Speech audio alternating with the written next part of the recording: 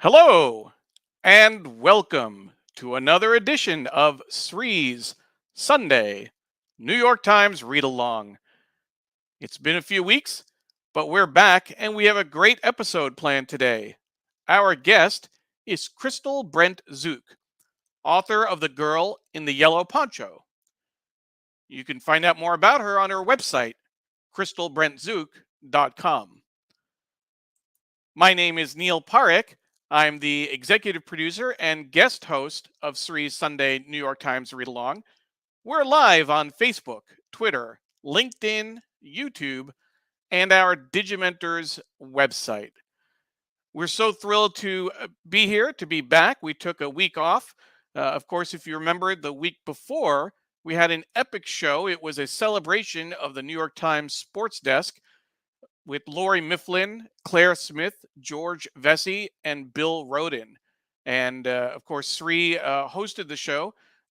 If you missed it, you can check out Sri's newsletter, srinet.substack.com. He devoted his last edition of his newsletter to the show. Again, it was an incredible experience. And if you've been watching the show and if you know anything about me, you know that I'm a big baseball fan, big Yankee fan. I grew up reading those columnists and writers. It was an incredible thrill just to be a part of that. So check out the show. Check out Sri's newsletter to see a little bit of a recap of how the show went. As we do every week, we want to welcome a few of the folks who are watching on the show, and we'll put their comments on the screen. Jonathan is watching from New York. Jonathan, always great to see you. Thank you so much for joining us. Doug Levy is watching from Northern California. I always point it out, and he always says it's not a big deal, but Doug used to work in radio, and he is up at 5:30 in the morning Pacific time to join us on the show. We always appreciate that. Regardless of your schedule, if you are not able to wake up at 5:30 Pacific or even 8:30 Eastern, you can always catch the show on replay. Most of the folks who are watching the very beginning are probably watching on replay. So thank you very much for joining us and watching it whenever it's convenient for you. Our friend Daryl is watching. Daryl, it's been a while since we've seen you comment. So glad you could join us.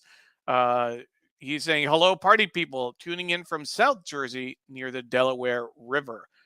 Thank you, Daryl. We have Ken Fisher watching as well from Iowa, just 40 minutes from the Field of Dreams.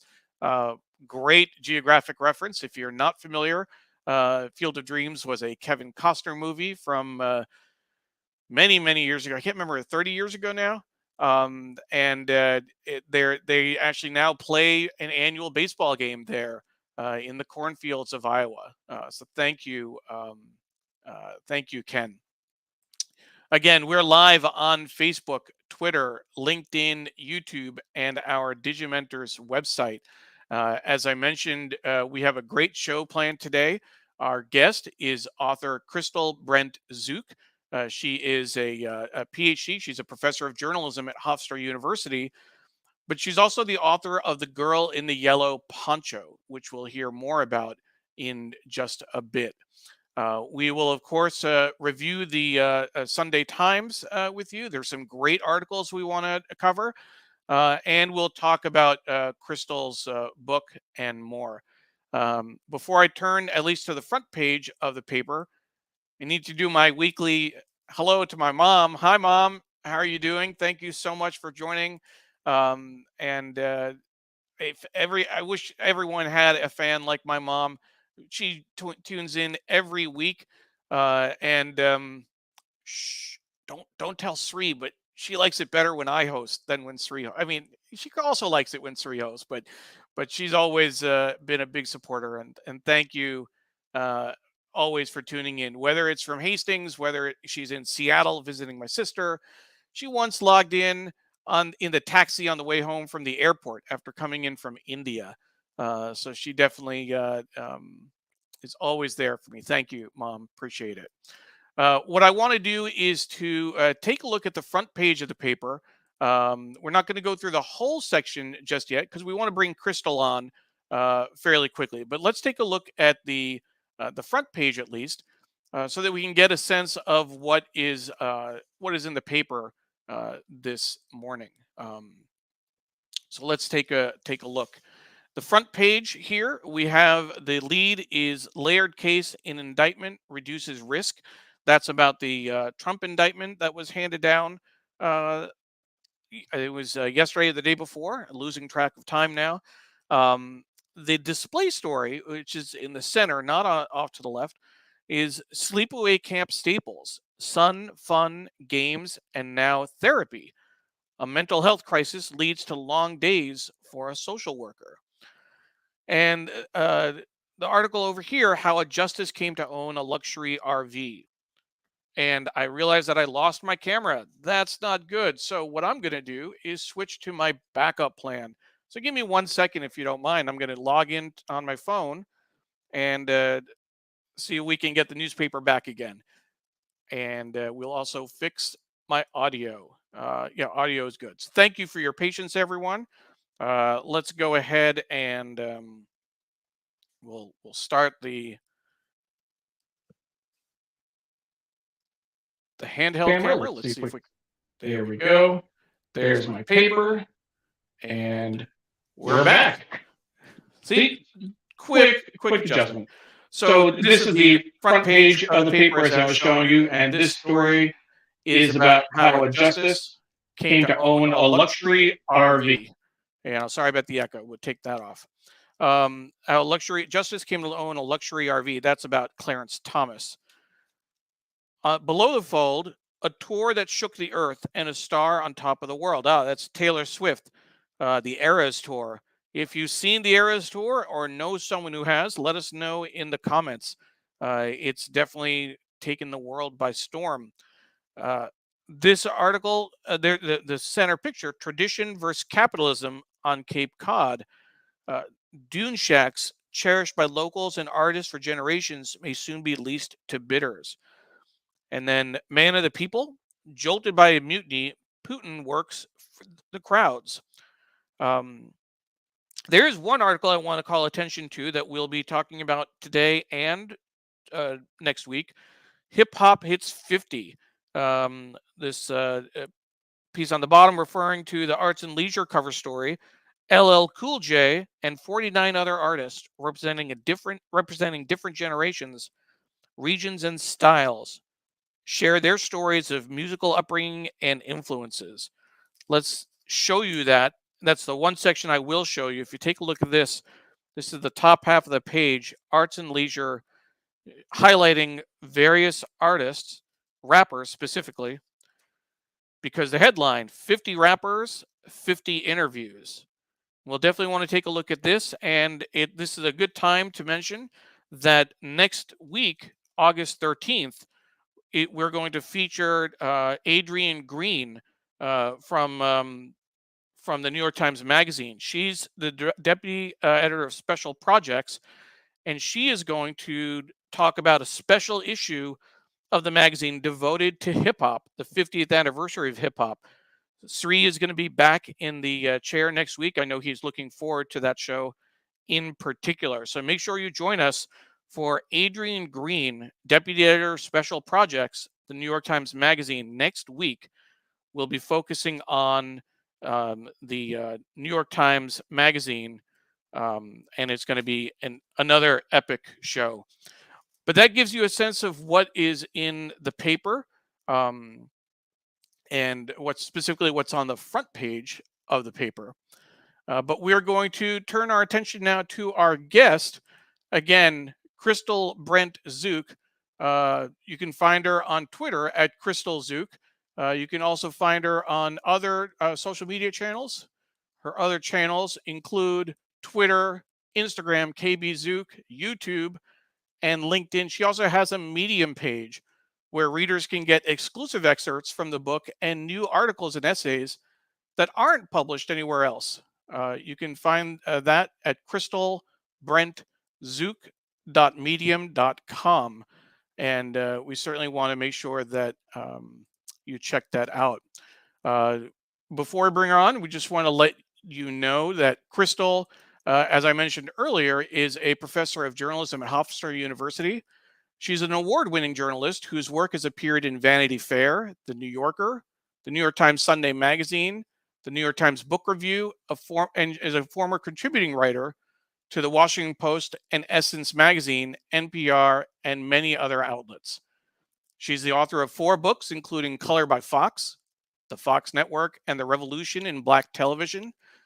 Was featured on CNN's The 90s, and most recently, the book we're going to talk about today, The Girl in the Yellow Poncho, published by Duke University Press. That book was named a best and most anticipated book for 2023 by Vanity Fair, The Root, and Ms. Magazine. With that, we will welcome Kristal to the show. Kristal, thank Hi, you so much Neil. for joining us. Thank you for having me. Absolutely. We're so thrilled to have you. And again, in case folks didn't notice, you can find more information about the book at thegirlintheyellowponcho.com, which is a website there. And this is the book with the cover. It's a coming of age tale about what it means to be biracial in America. And as I mentioned in some of my social media posts, I was particularly interested in this conversation and exploring these issues with Kristal. My parents are both from India, but my daughter is of mixed ethnicity, mixed heritage, and there, a lot of issues, not just in terms of with family, but also for immigrants who grow up in 2 cultures and have this mixed sense of identity, how you are at home, how you are at school, and in public. And these are themes I know a lot of our viewers can relate to as well. So, really looking forward to the conversation with you and exploring some of the themes in your book. Um, Before we go forward, let's just say hi to a few more folks who have joined. Naomi Service is saying top of the morning from the Upper West Side in New York. Dr. Sujana Chandrasekhar is joining us. She says, hello, read alongers. It's the first time I remember seeing that term, but read alonger is a term we can adopt and embrace. And then Deborah Bernick, good morning. And it's not as hot yet in DC. Deborah is just about 15 minutes from here in Arlington, Virginia. Deborah, thank you so much for joining us today. So, Kristal, with that introduction and that setup, before we talk about the book, tell us a little bit more about your background and your work at Hofstra University in journalism. Do you have a particular area that you focus on at Hofstra? I teach introduction to reporting, and I also teach advanced reporting, sort of your basic bedrock courses to undergrads and graduate students. I was director of the our MA journalism program for 9 years, and so also taught feature writing, um, and yeah, just sort of the basics, the ground. How long have you been there? I've been there 16 years. Before that, I was an adjunct at Columbia for 5 years, but now I'm, full-time tenured at Hofstra. Actually, starting to, uh, sort of fade out and focus on writing again. Do more writing. And Yeah, and Columbia is where I believe you met Sri, correct? exactly. Yeah, that was a long time ago. I haven't seen him in years. It was and for so folks know, I mean, the power of social media. Sri saw a reference, a post that you had put on LinkedIn, announcing the book, and it was a simple, "Hey, Kristal, this is great. We'd love to have you on the show." And just a little while later, here you are. So it's the Yep. importance not just of connecting with people and reaching out, but I think that sometimes people are maybe reluctant or hesitant to post about their latest projects or things that they're working on. I'll say for me personally, even just recently, I posted a picture here in Alexandria, Virginia, of the George Washington National Masonic Temple, the Masonic Memorial, temple, which is not as familiar as the monument, of course. I was surprised by the feedback I got in terms of people who had been there, people who had events there, Mhm. people's own kind of connections to the Freemasons. Um, so you never know what's going to happen when you post on Right, social. right. And in these days, publishers are not able to really focus on your books as much as you are. So um, it's a different time. We have to sort of talk to each other. Yeah, you have to do some of the work yourself, right? Exactly. Um, Staying with social for just a moment, can you tell us a little bit about? I know that we're sharing your socials on the screen. Your Twitter is Kristal Zook, and your Instagram is KB Zook.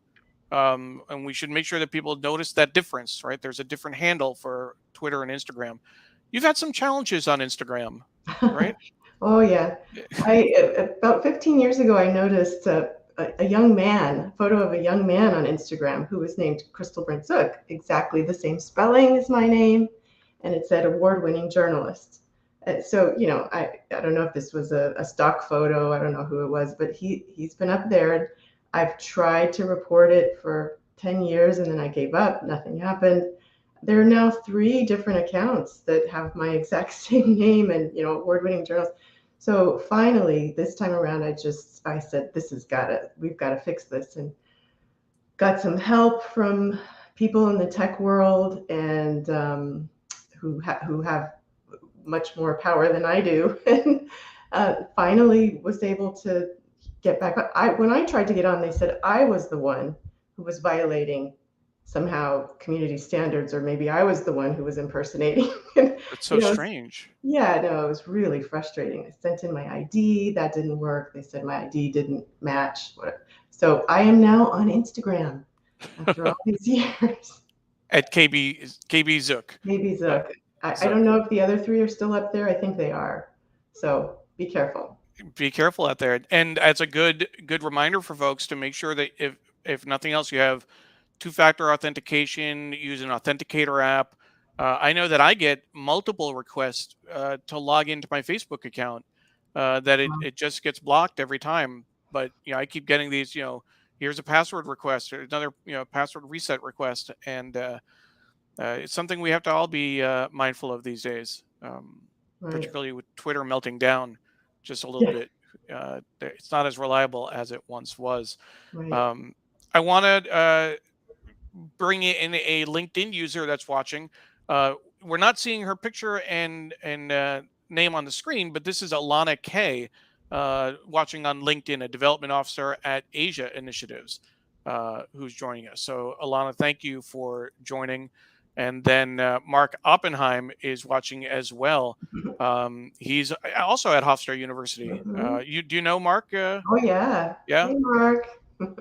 Mark does an excellent job.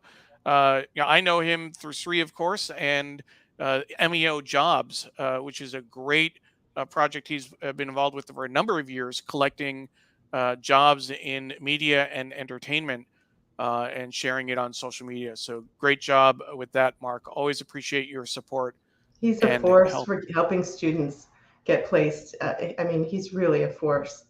That's And, great. yeah. Good. Well, glad you could join Mark and to celebrate a colleague at Hofstra. So let's, with that kind of background, let's talk a little bit more about the book itself.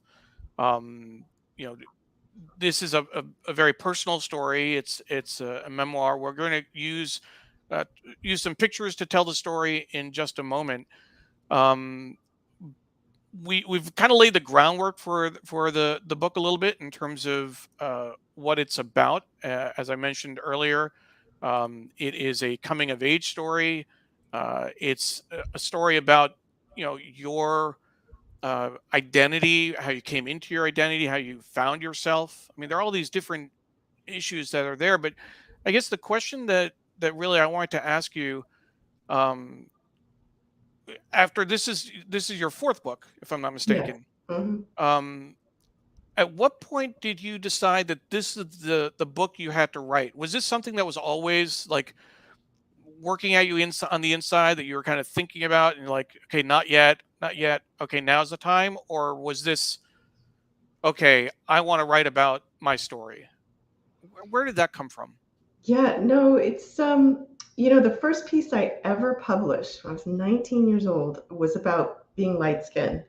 And it was in a book for those feminist scholars out there. Everyone knows Gloria Ansaldúa wrote or edited Making Face, Making Soul, Haciendo Caras, and she invited me to contribute to that book.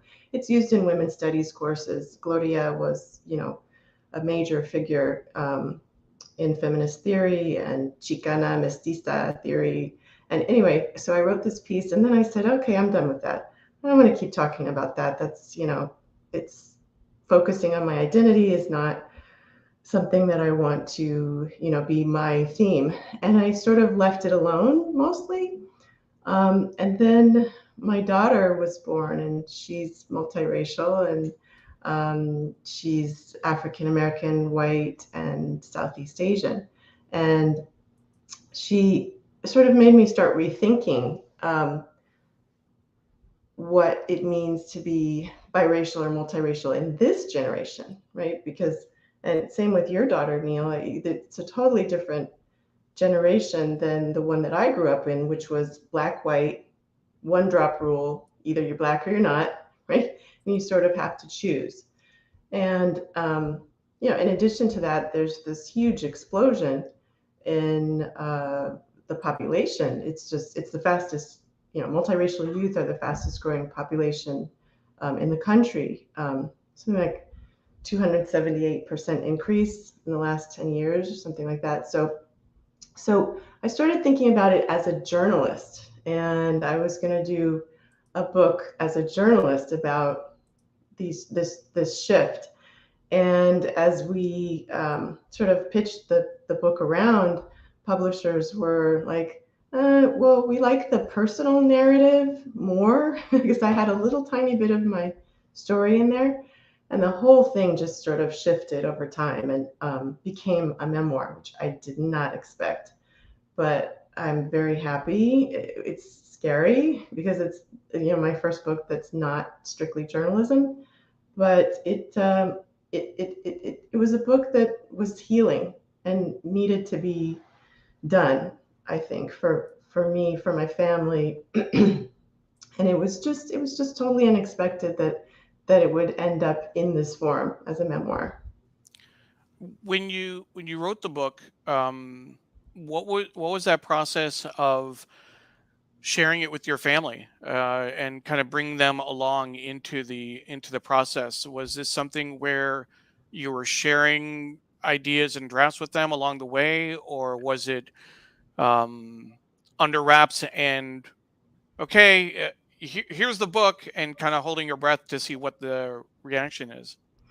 Yeah, it's always tricky with memoir because you're dealing with painful topics and you're revisiting them with your family. My mom was very helpful. She helped to remember certain things. It took a little bit of adjusting, I think, for her to actually read through the whole book and digest it and, okay, this is happening. um, and but she's been supportive. And my dad, who, as you'll see in the book, he's now 50 years sober and clean, and he, That's wonderful. 50 years is a long time to sort of face up to your mistakes and your past. And so he's used to this through the programs that he works. And so he was pretty forthcoming, actually. And my life's an open book. I talk about it all the time Mhm. with his sponsees, and so um, we have a small family. My husband was supportive, very supportive, and that's it. My grandmother passed away when my daughter was 1, so she really didn't see the final product, but I know she would be she would be so proud and happy. She supported everything I did and everything I tried to do. She was just always in my corner. Well, you've mentioned a few of the, I don't want to call them characters, but people. They may be characters. That's a Right. different. But the people in your life, the people that you wrote about, let's show folks what they look like, and you can tell us a little bit about the stories that really drive this conversation. Um, Yeah. tell us tell us about this picture. Well, this is my grandmother in Southside Chicago back in the 40s, and my mom when she was, well, actually, it would have been the 50s. My mom was a teenager, and my grandmother joined the Great Migration, moving from Mm, Arkansas at a young age to Chicago. And as I say, she never, when they asked where she was from, she would always say Chicago, as if Arkansas never existed. It was just down there. And then they moved to California at some point, and I was born in California. wow, wow. So let's. This is. This is my father as a young man. I probably still drinking and using drugs in this picture. I'm not sure. Yeah, probably. And he was lost to me for many, many years. So the story, the journey is really. I thought the journey was going to be about finding him and Mhm. making peace with him because I never knew that white side of my family. I never had any relatives at all who were white that I knew of. Um, He had and left. He had left when you were how old again? He left, well, the last time I saw him, I think I was 5 probably, but he had left when I was a baby. Oh, okay, okay. Yeah. And so, with fits and starts, I had looked for him, found him, didn't work out, kind of let it go again over the years. And, at the first time, I actually just looked in a phone book and stopped my car back in the days when there were phone booths. Stopped my car in a city that I thought he might be in and looked in the phone book and chose one of the Zooks that I saw and ended up knocking on the door of my half brother. That's how I found him Wow, the first time. There were actually several Zooks. I just picked one. It happened to be my half brother. And that's interesting. but this last most recent time that I found him, I actually didn't know at that point if he was even alive. Didn't know if he was still in the same city. And I saw a picture of him on Facebook that looked fairly recent. So I said, well, let me try the old number. And it had been probably, I don't know, 15 years since we'd last spoken, and he was there.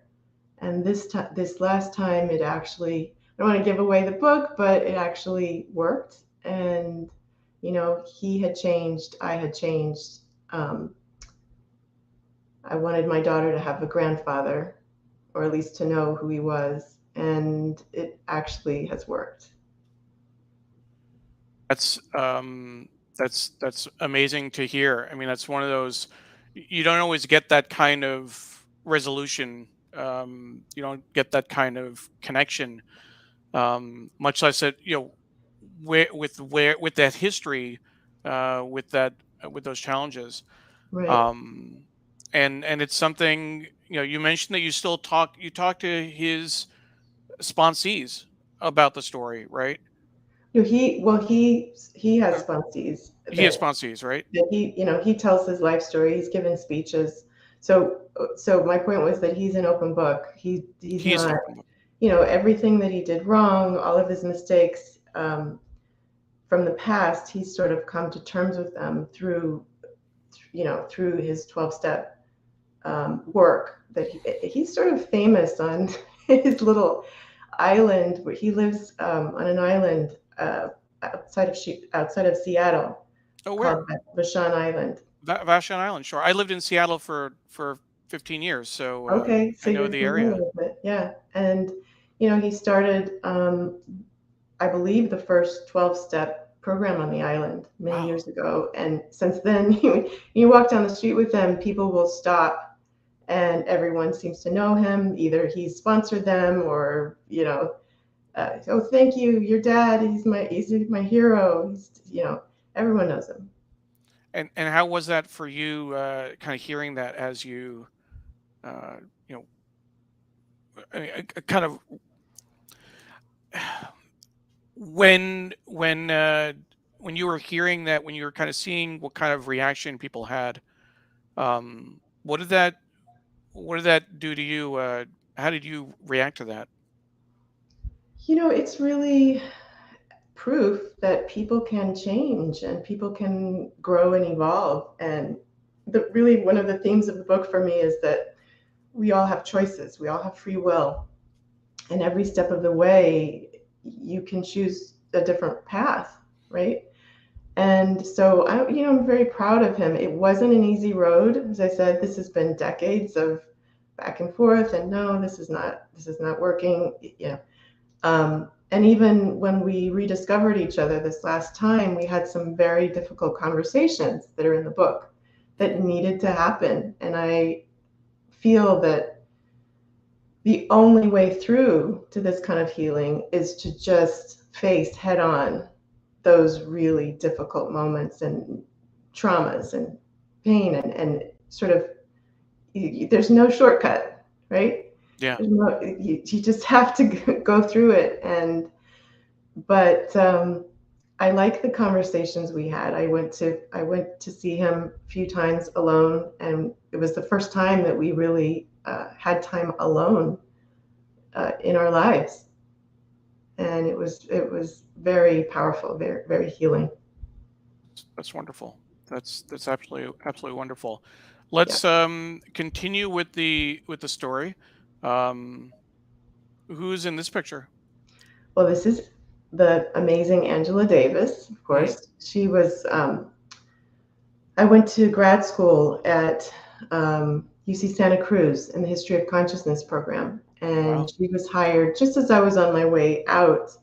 Um, she was hired the first person of color to be full-time faculty, believe it or not, in the early 90s Wow. in the program. It's actually the same program where Huey Newton got his PhD many, many years ago. But there had been very, very few Black people to come through the program. I was the first Black woman in 10 years to be admitted. And so she agreed to serve on my dissertation committee, which I was very grateful because I didn't actually, as I said, I didn't actually get to have classes with her because I was already ABD Hmm. and on my way out. But she was amazing. That's pretty incredible to have her on your committee. Oh Uh, yeah, she's not a TV person, and I wrote about, in my book Color by Fox, that was my yeah. dissertation originally. Oh I wrote wow. about Black television in the 90s, and so I think maybe she wasn't too excited about looking at these TV shows and thinking about them, but in the end, she gave me the highest compliment I could get by saying that I had, changed her thinking about the importance of representation in television a little bit, That's and yeah. that's incredible. We want it. We are big fans of academics on this show. Sri has had several appointments as an instructor, most recently with the Stony Brook University and Arizona State University, the Cronkite School. And I'll say my wife actually has a PhD as well. That's why we moved to Seattle. She got a Mhm. PhD in political science, focusing on the Middle East. Mm. So when you talk about your committee and being ABD and going through the whole process, all sorts of respect and admiration, because I know how much work you put into to doing that. Thank Um, you. Yeah. Absolutely. It's, Um, so tell us about what's going on in this picture. so this was, I became a journalist immediately, actually, while I was still working on the dissertation. I was actually writing about Black television for the Village Voice and the LA Weekly at the same time that I was finishing up, uh, my degree. And just really was fascinated by Black film, books, and television and what it all meant in terms of representation. This is Mario Van Peebles on the set of Panther. Oh, sorry, Black Panther. Wait, now I'm getting confused between the new Panther. This was the old. This was about the Black Panthers back in Not the the Marvel, not but the the not Panther. Was it called Panther though? I'm trying to remember. This was in the 90s when he did the movie about the Black Panthers, right? Yeah. I can't remember if it was called Panther or was it Black Panther? Anyway, this was on the set. It was called Panther, Panther. Okay. from '95. Right. And, I was really trying at the same time to come to terms with my identity through writing, through talking about culture. The best example I can give is in looking at the Fresh Prince of Bel-Air, the questions that the producers were raising about is Will or is Carlton really black enough, or why isn't he black enough? Mm-hmm. Why is Will more black than he is, right?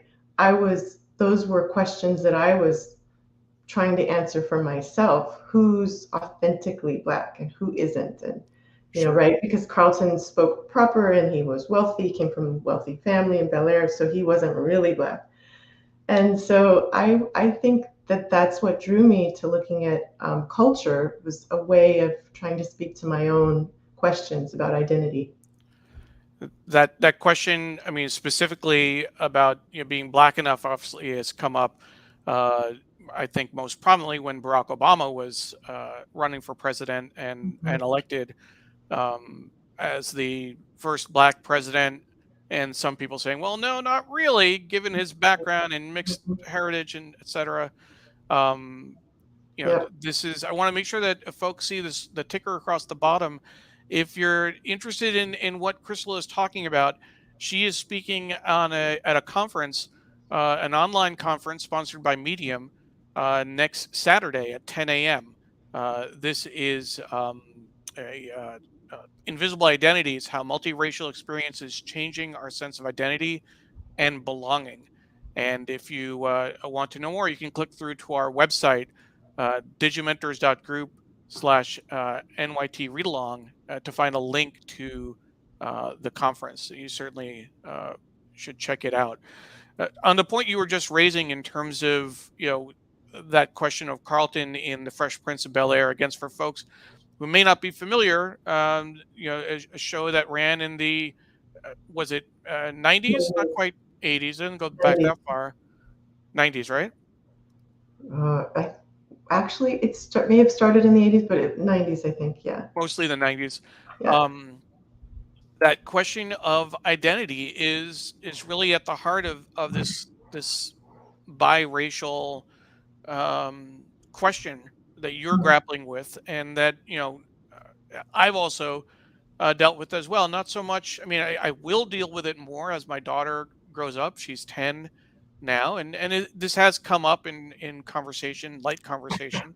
Mhm. But I'll say, for my experience as an immigrant, as a son of immigrants, that was certainly an issue.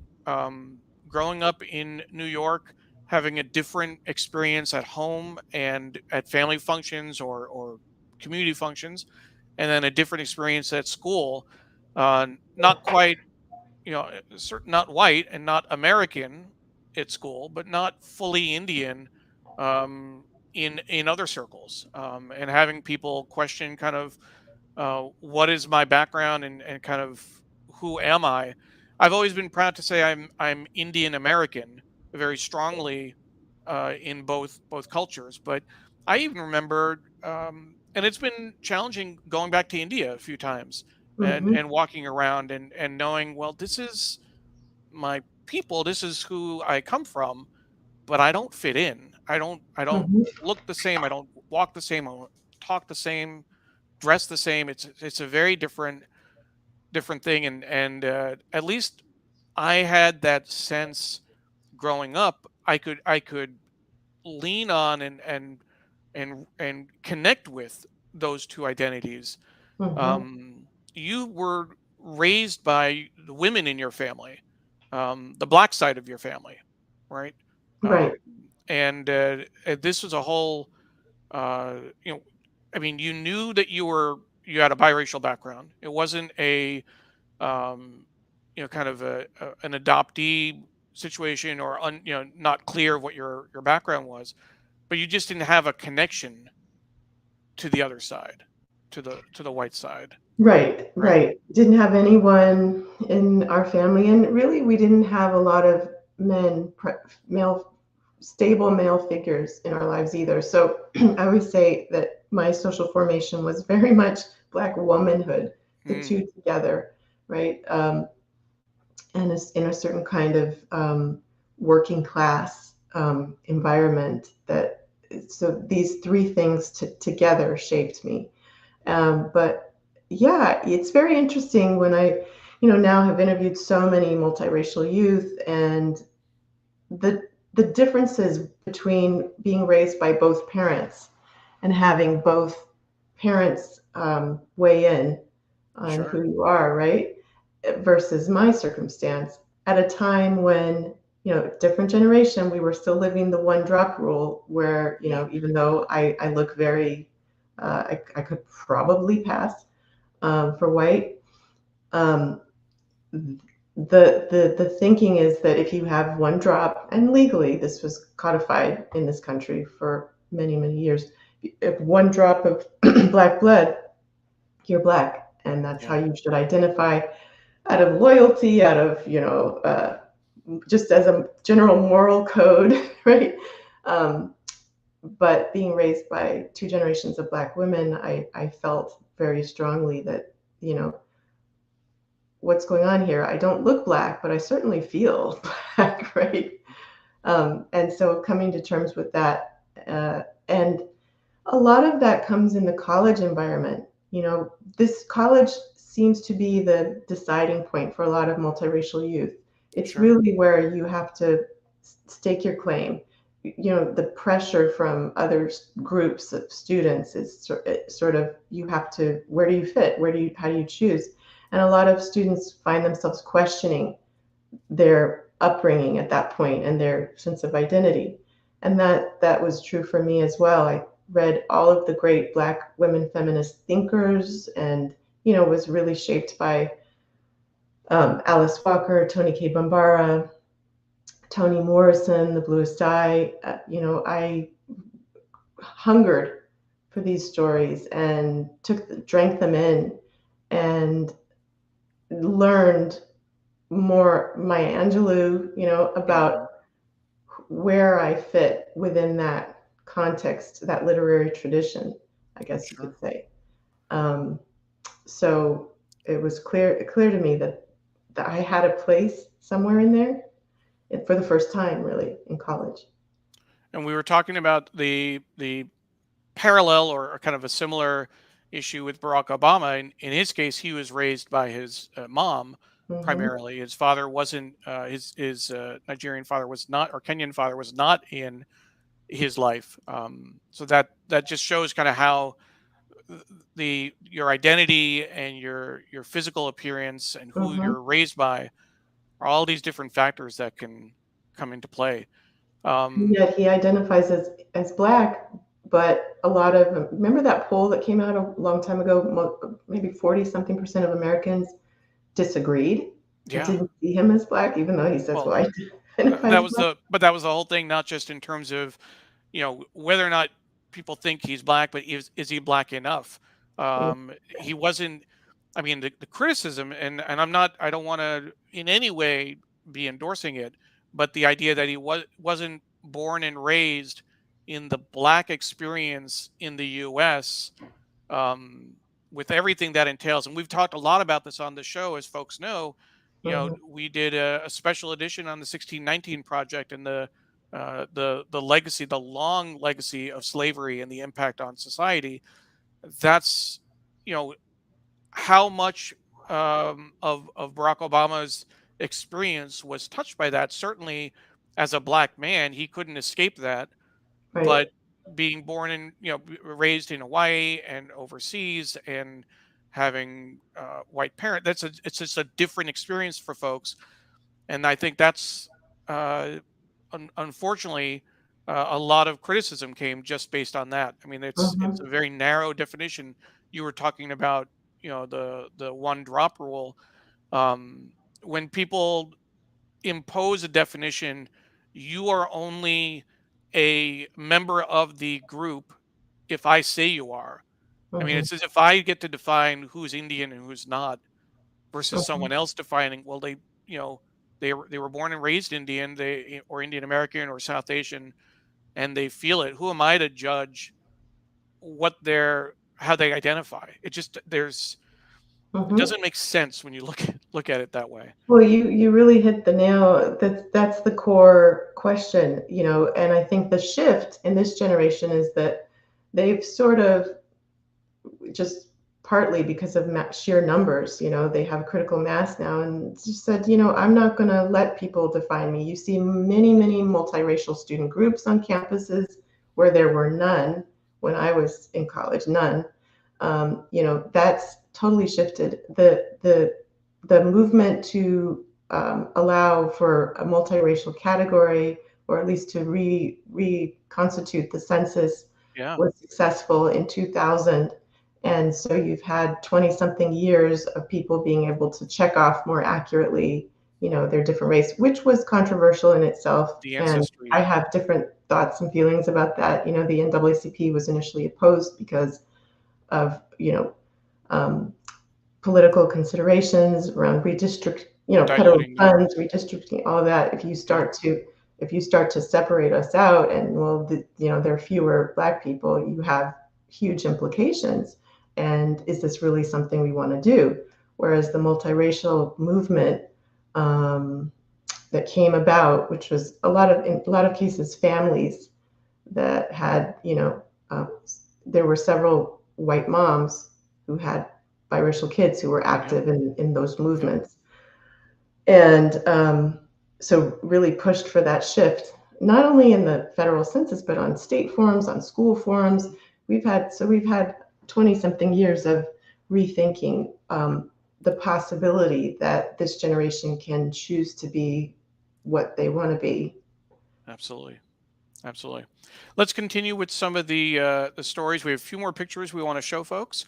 Um, this is a picture from vacation, right?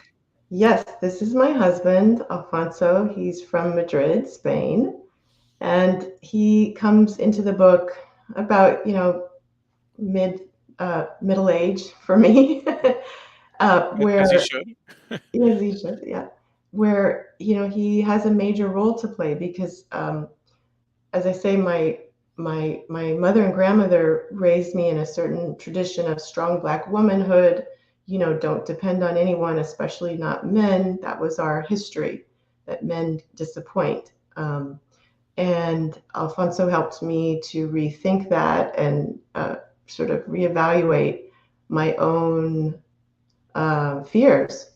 And, so going back to that question of choice, right? Hmm. That no matter what your upbringing is, we have at every fork in the road, we have every opportunity to revisit um, thought patterns that may be limiting, right? And my mom and grandma did what many, many Black families do, which is prepare, their children for the harsh realities of the social context of being, growing up Black, growing up women.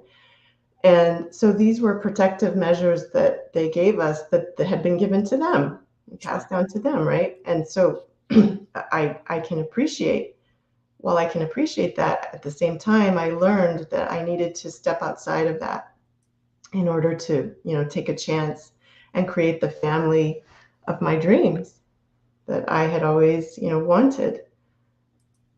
That's great. Um, here, That's my grandmother. your grandmother. Yeah. Where was this picture taken? This was outside of her apartment. She was healthy all the way till the end, Mm, 96 years old. She lived alone her whole life. She was just, my husband always says he was amazed at how quickly she stood up. Like she was like sprightly, 30-year-old or something. She cleaned houses for, I don't know, 40, 50 years. And we never understood how she was able to save so much money. She just pocketed away. She helped me through college. Um, she just was the bedrock of our family. She helped raise grandchildren.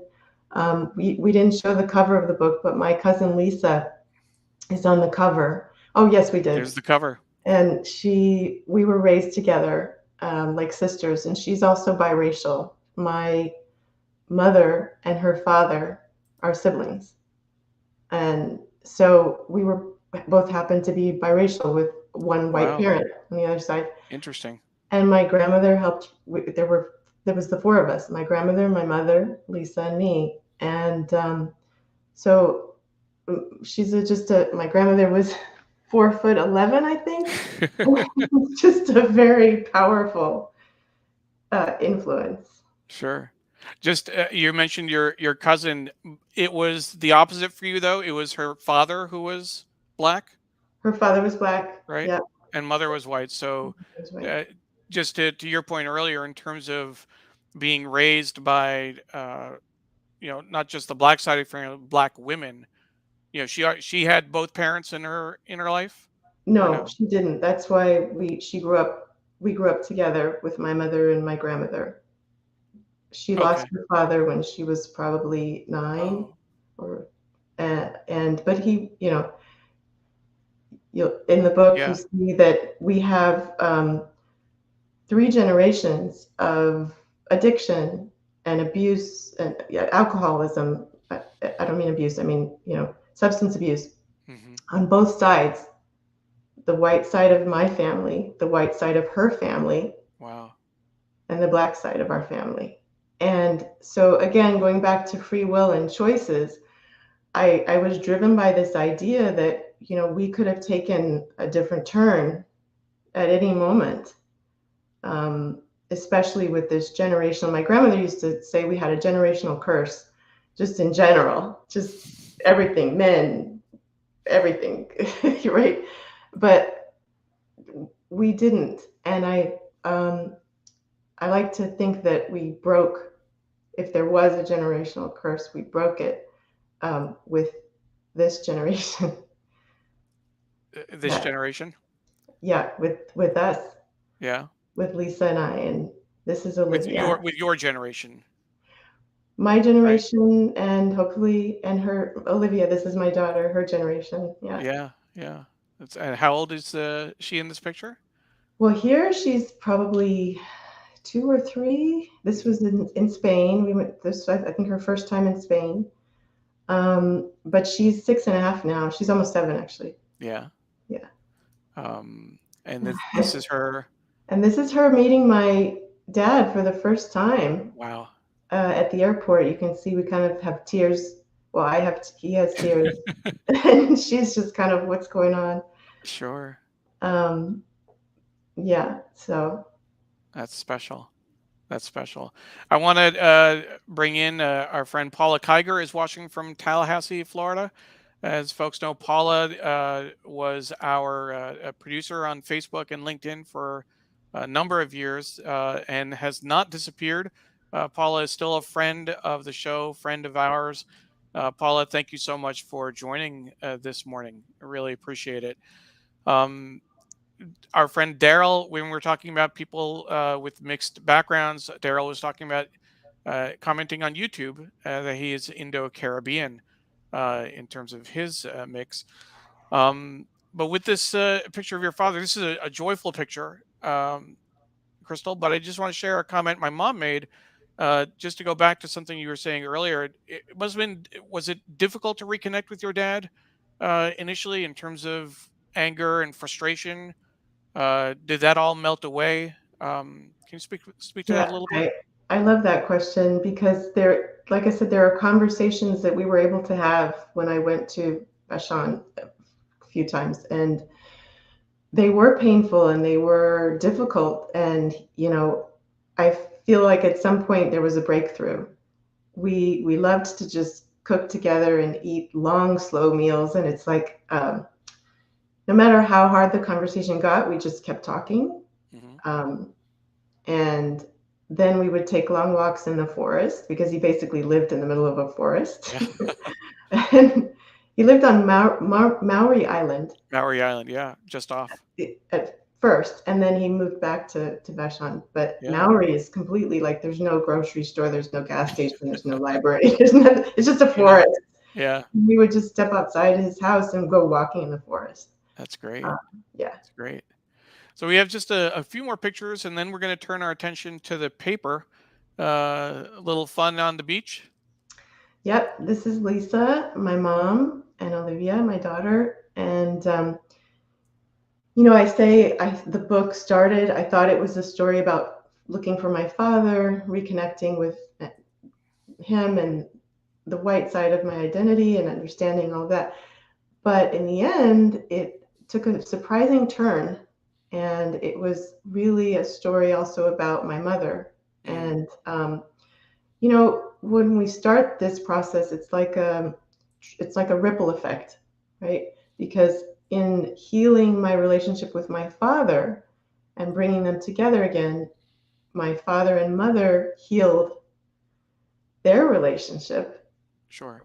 And actually, I'll give it away. I don't know if people want to put it on mute, but they actually fell in love again. Oh, Yeah. which And is the best part. The best yeah, part. which was a huge surprise. Um, and they worked through some of the past. They're friends now, but they worked through whatever wounds my mother had Sure. that had also impacted her relationship with me, right? Sure. So inadvertently, he was able also to help us to heal our mother-daughter relationship. It was like a Sure. circle that doesn't that you don't end where you started, right? But that was the surprising twist. And for our last picture, Yep, my please. mom and I in New York. Yeah.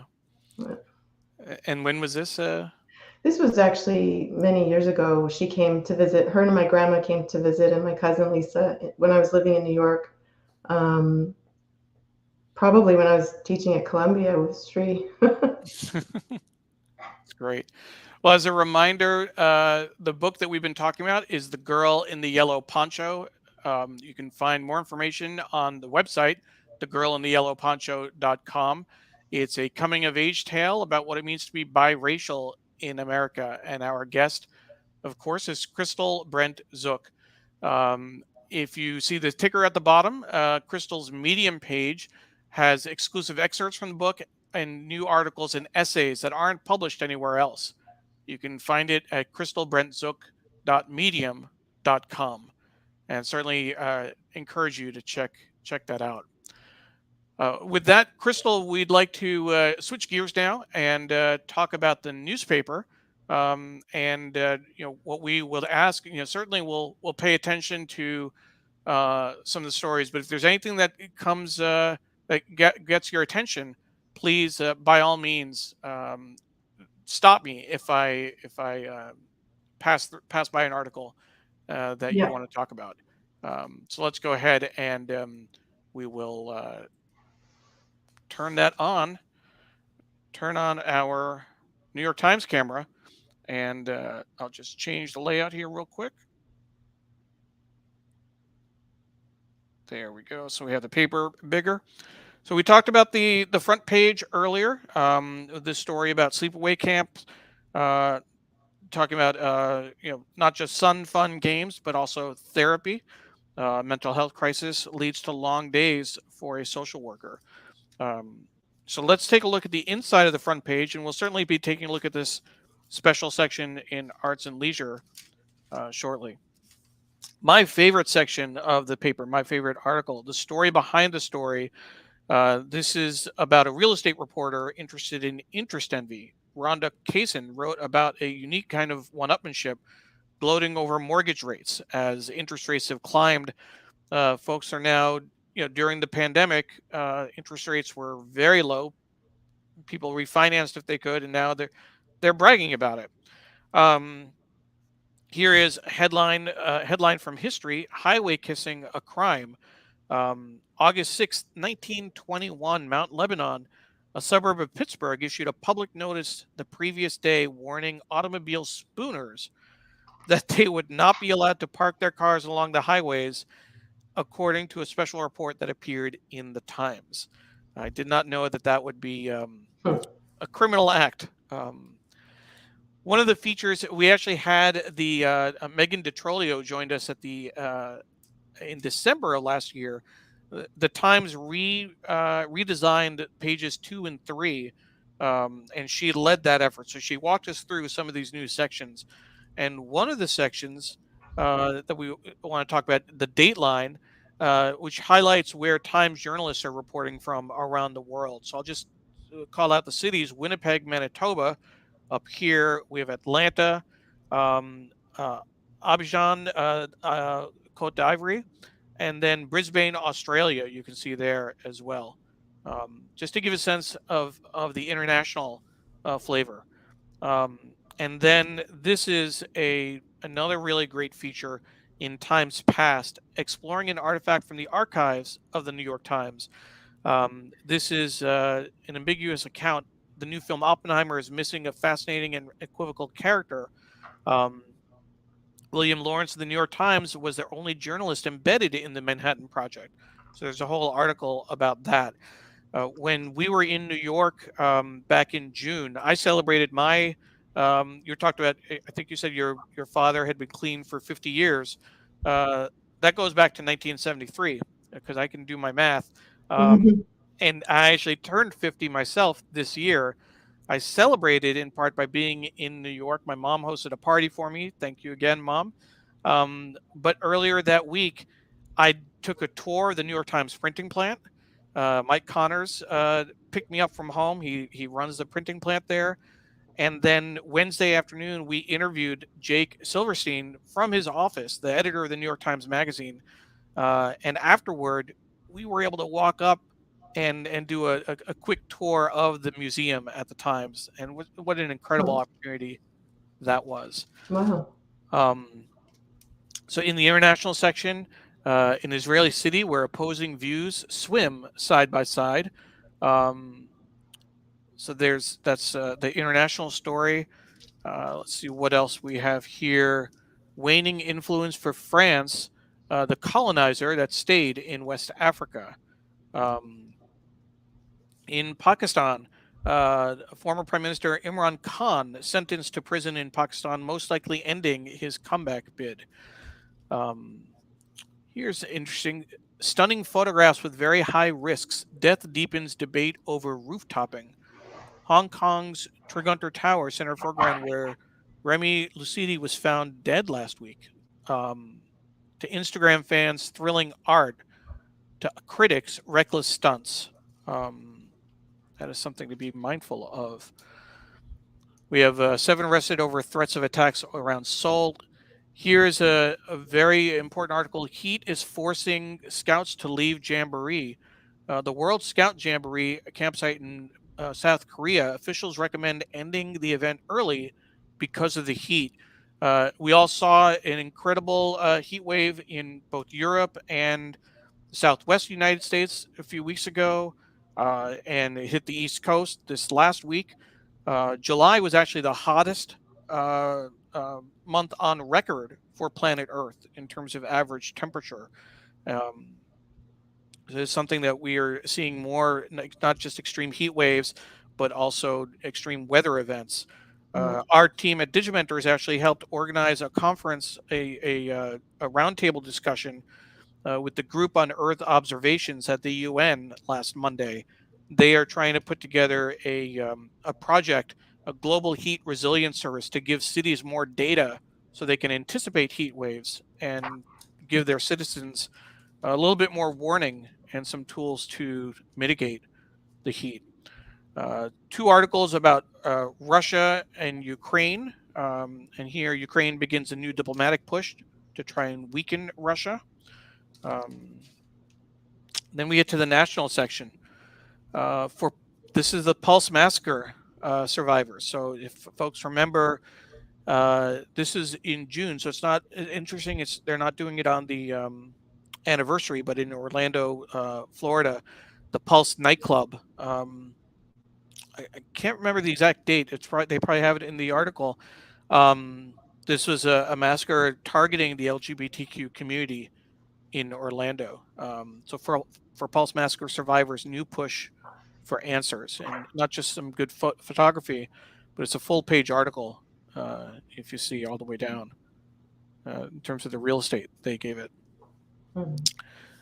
This is the article about Taylor Swift, a pop star on top of the world on a tour that shook the earth. Um, you said your daughter is 6, right? Yeah, she's almost 7. She almost 7, too young to be a Swiftie, right? No, not too Nope. young. Is she? She asked Alexa for her, so yeah. Does that make you a Swiftie mom? Oh, I'm not sure. I haven't thought about it that way, but Maybe the I was next. thinking about the anniversary of hip hop. Yes. I know you'll get to that, but you know, it's interesting how music also defines our identity, right? And Yes. I talk a lot about that in the book, how at different periods, you know, like Lisa and I went through a heavy a rock phase, Hmm. right? And we were Led Zeppelin, Aerosmith, you know, Tom Petty, That's where my tastes go. it really. Yeah. So it was kind of funny because we were completely enmeshed, and I talk about also we went to junior high with Slash, who became Slash, of Guns N' Roses. Oh wow. Of course, we didn't know he would become Slash, but he's in the book as someone that I identified with because we were both biracial and we both had black moms, and so I talk about my fantasies at the time at 12 of Uh huh. rocking out with him. But anyway, and then shifting over into, for me, a real 1970s funk phase where I completely was identified with the Ohio Players, P Funk, P Funk. the Brothers Johnson, uh, Cameo, just P Funk played at our spring. So at Wesleyan University in Connecticut, we do a spring fling every year. P Funk played our, I think it was either my senior or junior year, and that was uh-huh. definitely an experience. Oh We yeah, loved it. We loved wow, P Funk after that. oh yeah, I bet. Um, Yeah, and so, but it is interesting, right? How we, the posters we had on our walls at some point, we had, sure. Steven Tyler and Robert Plant, and then, but that shift into funk for me was like, okay, this is really where I belong. I'm Black, and I love to dance, so funk was it. Hip hop has done the same thing for so many people. Hmm. Not necessarily me. That wasn't it. I didn't gravitate all that much to it because I felt like I'm a '70s girl, um, but yeah, and it was so important to telling the stories of people's identity in different ways, right? When you had Latifah come into the picture, for me, that was an attraction because you had a Black feminist voice in hip hop. And, you know, um, all of those figures that came along spoke much more to my experience than to the male, inner city kind of, especially particularly the violent um, gangster rappers, Sure. right? And so you sort of chose where you fit. So we're looking at the inside of the arts and leisure special section. This was online about 10 days ago, I think. What's interesting is we've looked at both how the New York Times puts articles online. Sometimes it's online first, sometimes it's print first. They do what feels right based on the timing, based on the content. But what's interesting is that the online version of this article looks exactly like this in terms of this page, with the colors, with the names, with the headline, 50 Mhm. rappers, 50 interviews. And so we're looking at the way they treated it inside. Full page on the left. How do you tell the story of 50 years of hip hop? And we should point out that this is from the news section. Arts and Leisure did this as an obviously full package. The New York Times Magazine is doing their own special edition next week, August 13th, and we're going to have a guest join us, Adrian Green, who is the deputy editor of special projects for the New York Times Magazine, is going to walk us through that special issue. And I know Sri is a big fan of hip hop, so he is really looking forward to that show next week. But this particular article, they have a section about the project. They have a piece.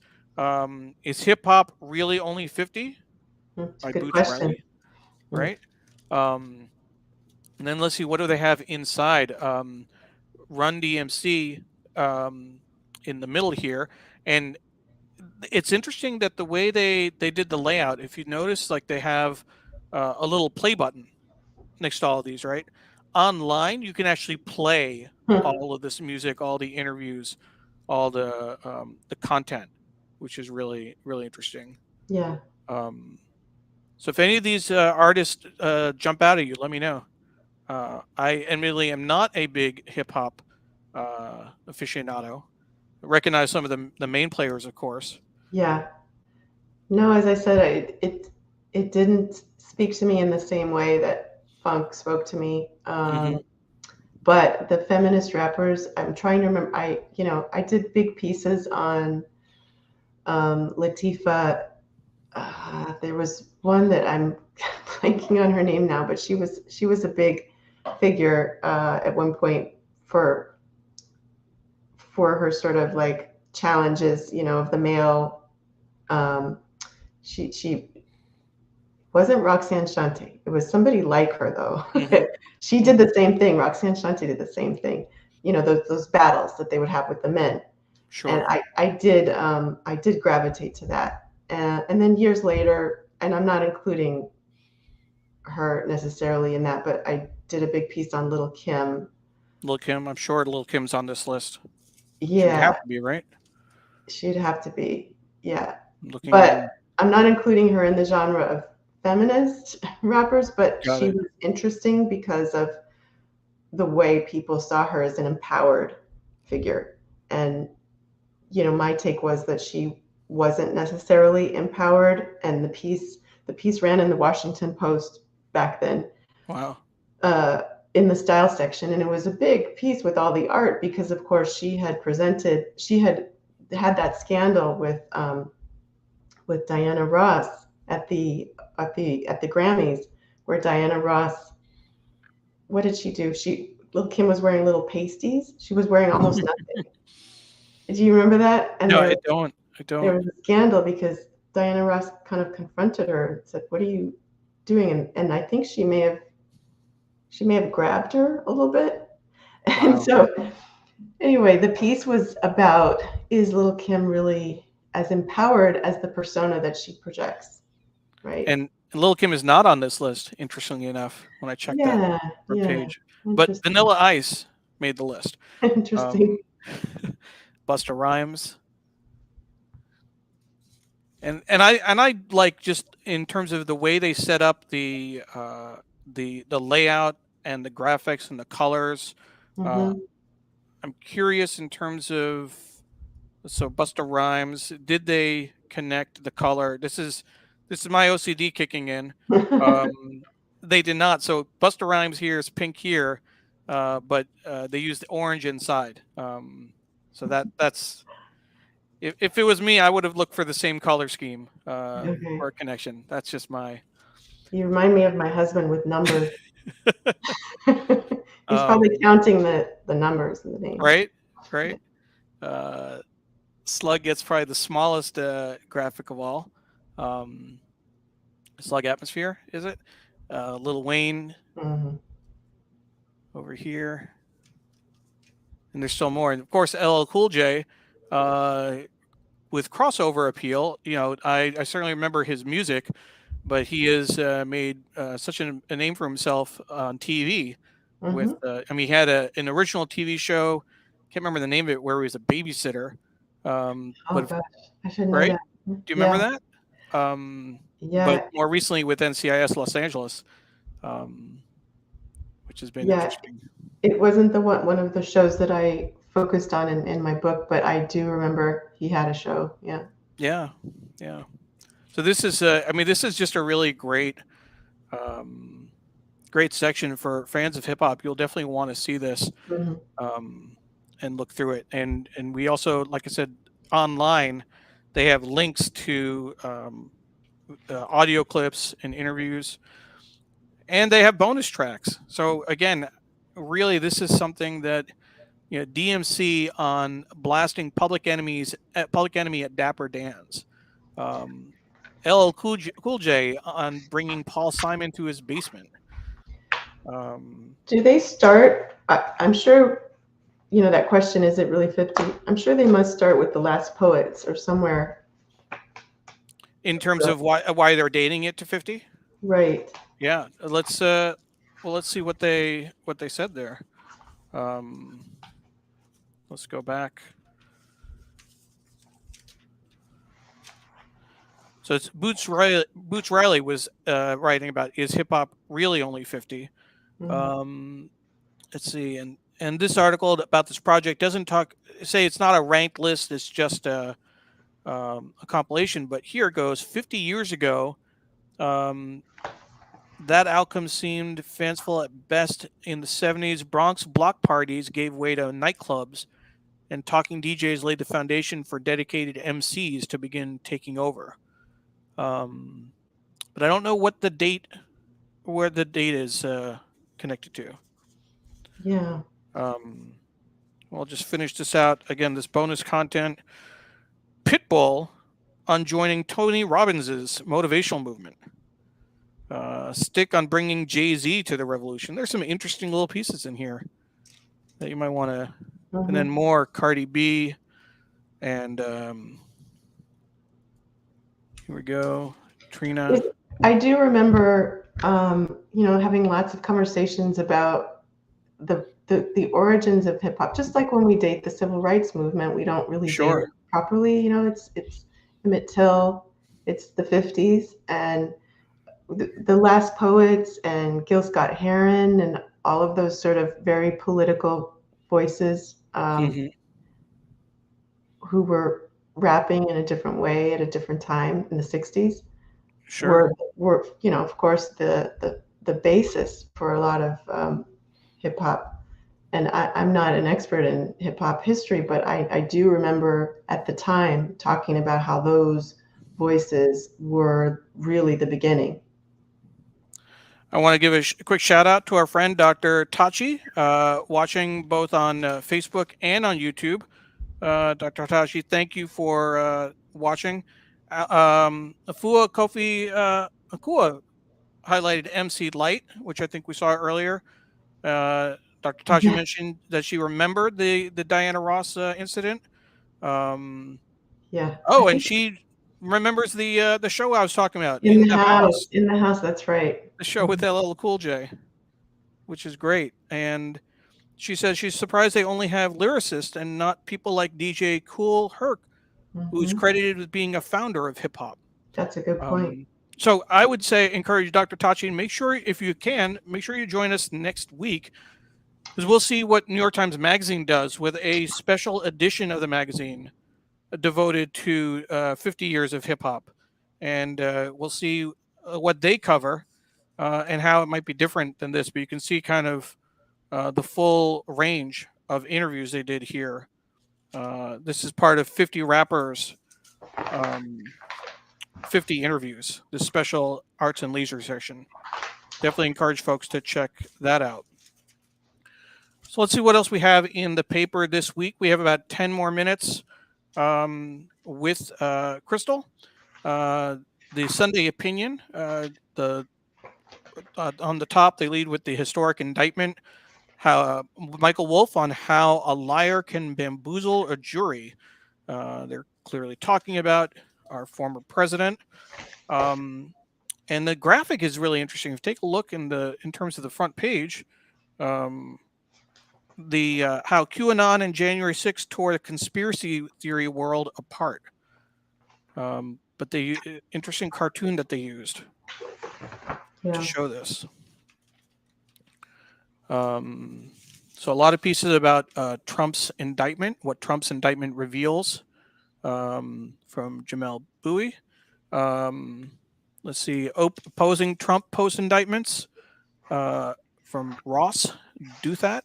The Truth About Your Bacon by Nicholas Kristof. Hogs on factory farms are being abused. Maureen Dowd at the headline, Cuckoo Cachoo, Trump style. Not curtains for Trump the plotter, it's the entr'acte, I'm assuming the beginning, first act. I'm sort of surprised by the Kristof piece. I mean, Yeah. I haven't read that yet, but isn't that something we've known for a long time? Are there Is it something new?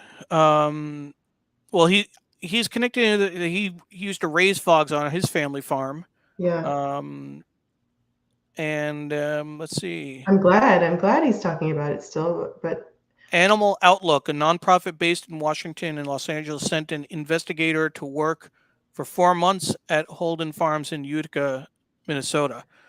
So I think that I guess the question is maybe it's hogs on factory farms are still being abused. Really yes, should be the right, right. right. I mean, this isn't news necessarily.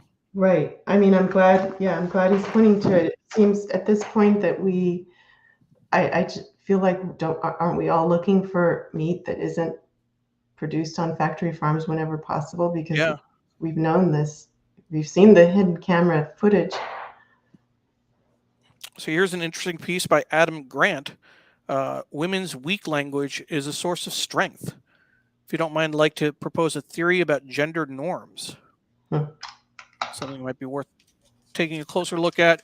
Again, with the read along, we don't read the whole article. We're looking at the headlines. We're looking for the nut graph, trying to make use it for conversation.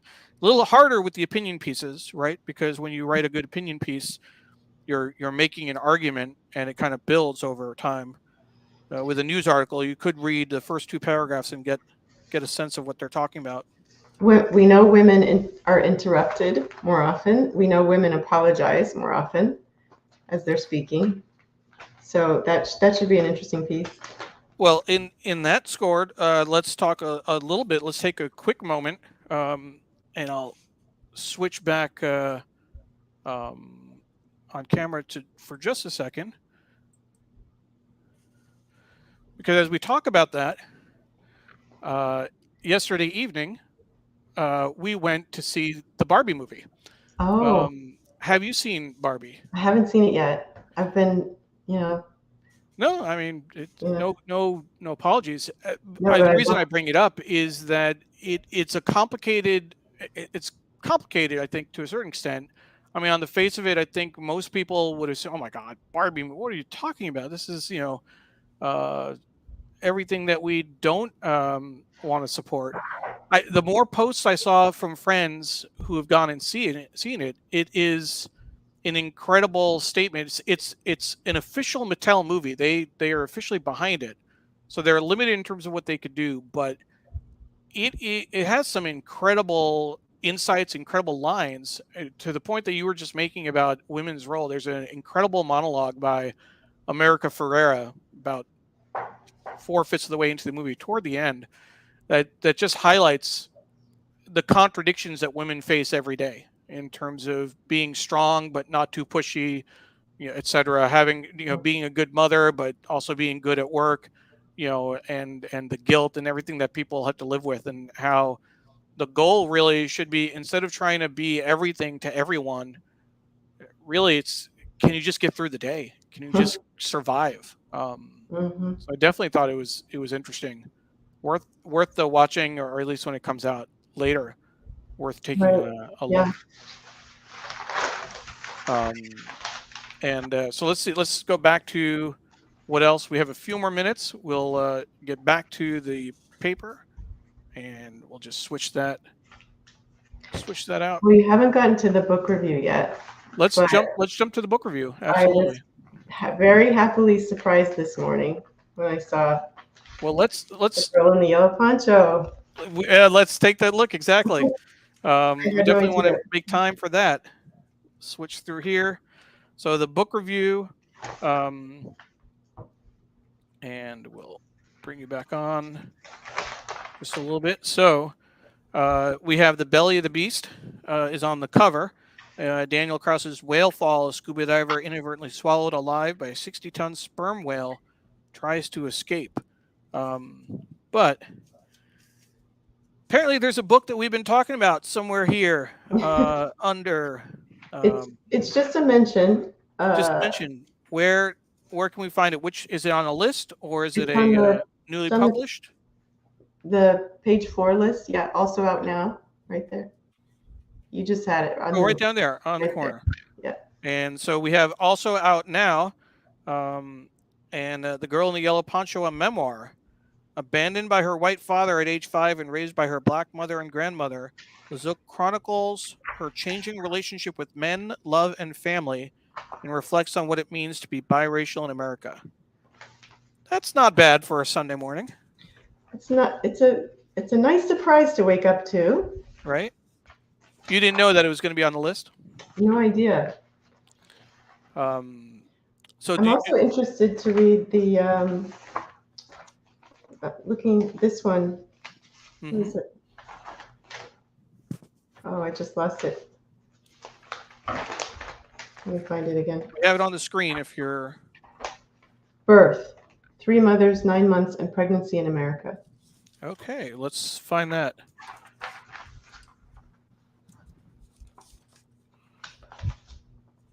Dark side, coastal disturbances, maternal feelings. Yes. Yeah. Rebecca Grant examines childbirth in the United States through the experiences of 3 women. Birth, 3 mothers, 9 months, and pregnancy in America. Mainstream birth in America is a shamefully risky business. It is risky. It is difficult. Our best friend passed away in childbirth. Wow. From college, Meg Zupancic. May her memory be a blessing. It was 2010, a year after my father passed away. She had a 2-year-old. She was at Hopkins. She was giving birth there, but she had a complication. And we actually gave Emily, our daughter, her middle name is Margaret, after our friend Meg. That was her given name. And, you know, my... she's now at Mothers Against Drunk Driving, but until recently, Stacey Stewart, who was a former U.S. president of United Way, where I used to work, worked at March of Dimes, and talking about maternal health and the risks of childbirth.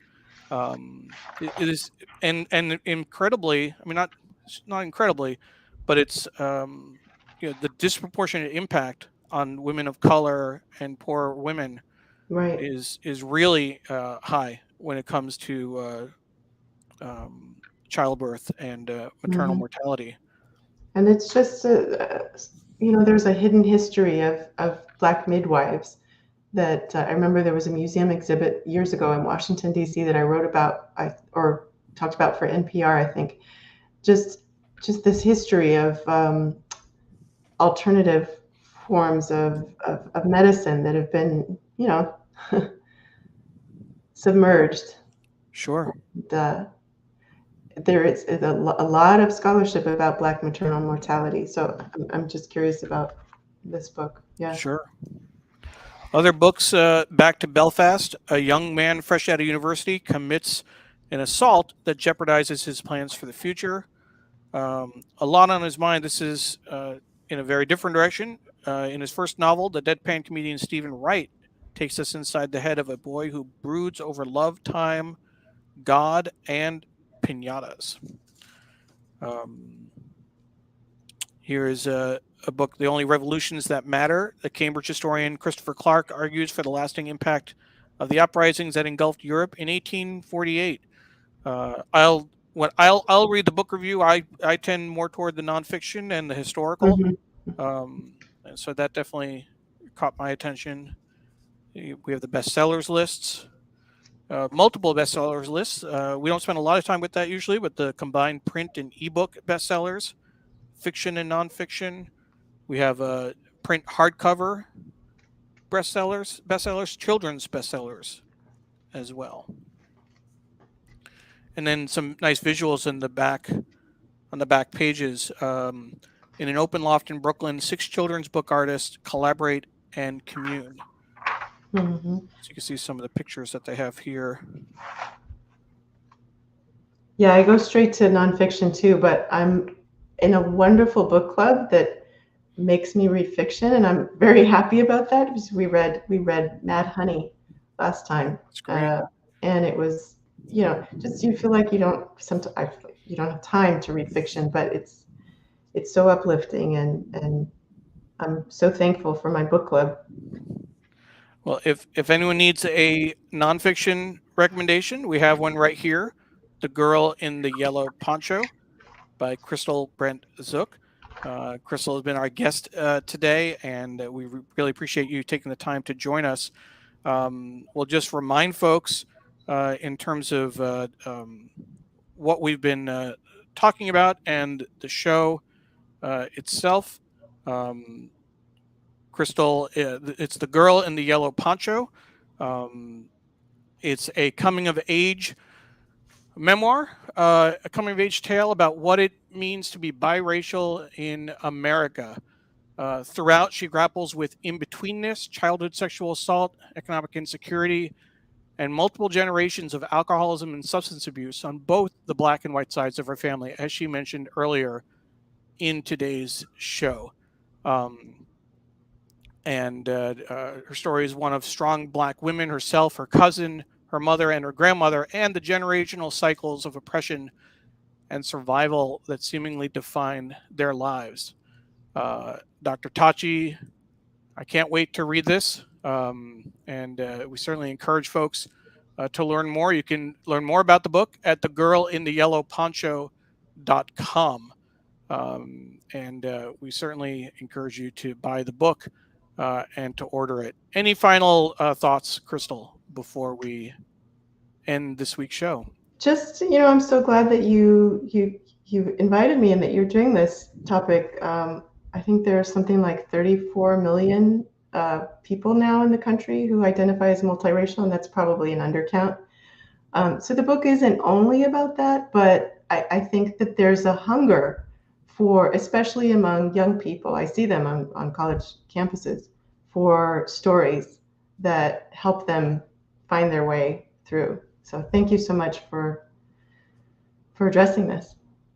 Absolutely. Thank you much for joining us and for the wonderful conversation. Jonathan says it was an interesting show. Thank you. Thank you, Jonathan, as always. And again, as a reminder, next week we'll be reviewing the New York Times Magazine special edition celebrating the 50th anniversary of hip hop. Please make sure to join us for that show. With that, we hope you enjoy the rest of your Sunday. And if you're watching on replay, thank you for watching on replay and making it to the end. Have a great day. Bye-bye.